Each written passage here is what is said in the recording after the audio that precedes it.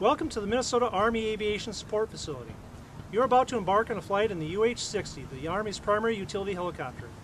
The UH-60 is a four-bladed, dual-engine aircraft that has proven itself truly reliable in all terrain and weather conditions. Before today's flight, we'd like to review some of the UH-60 Blackhawk's safety features and procedures. As you arrive, security will direct you to our visitors lounge, where you will be met by a member of your flight crew. They will introduce you to the other crew members and will brief you on the time en route, route of the flight, weather on the way, and at your destination. All military passengers must have a valid military ID and dog tags with them. Civilians only need a valid ID card. If long sleeves are worn, they must be down and no open-toed shoes are allowed. Professional equipment you have brought with you must be kept in your immediate possession, and large items will be taken care of by the crew chief. Aviation life support equipment important to you includes a PRC radio, a first aid kit, and signaling devices contained within the crew member's Air Warrior vest. When in or around the helicopter, all passengers must follow directions of the crew chief or medic. They are there to ensure you have a safe and enjoyable flight. Do not approach the helicopter until directed to do so by a crew member.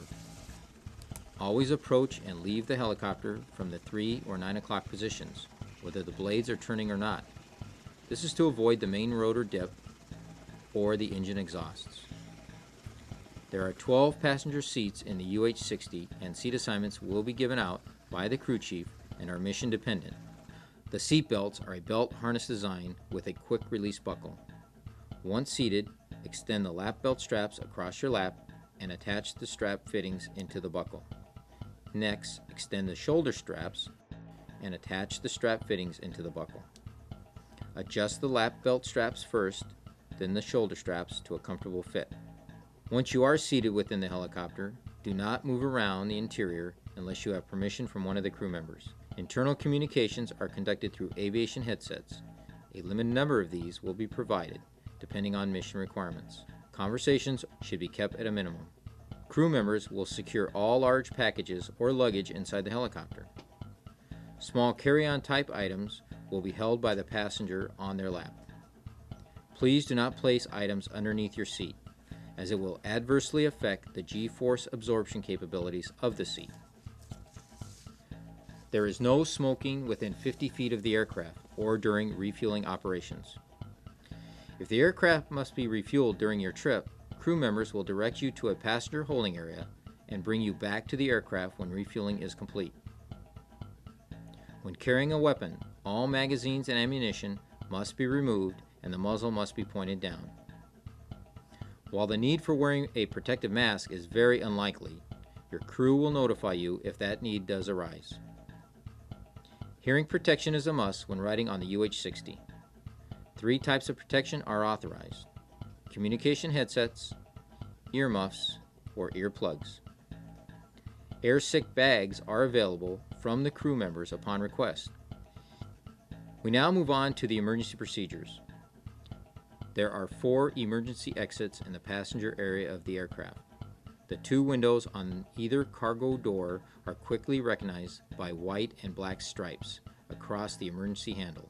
These windows can easily be opened by pulling back or forward on the handles and pushing out. 3 first aid kits are supplied and are mounted on the rear of the pilot's seats. 2 fire extinguishers, one on the rear of the left pilot's seat and one on the right bulkhead. The last piece of emergency equipment is the crash axe, located behind the center console. This axe can cut through the skin of the aircraft at any point of the cargo compartment. In the unlikely event it is necessary to make an emergency landing or ditching, the crash position is sitting straight up in the seat, tightening the lap and shoulder belt straps, and attempting to secure any loose equipment around you. Once on the ground or in the water, do not move until directed by a crew member. If the crew is incapacitated, wait until the rotor system is stopped before exiting. The exception to this is a fire. As you exit, meet other occupants at the 3 or 9 o'clock position, take a head count, and then move away from the aircraft. We welcome your questions and comments, and we'll do our best to honor any requests you might have. We hope you have an enjoyable flight.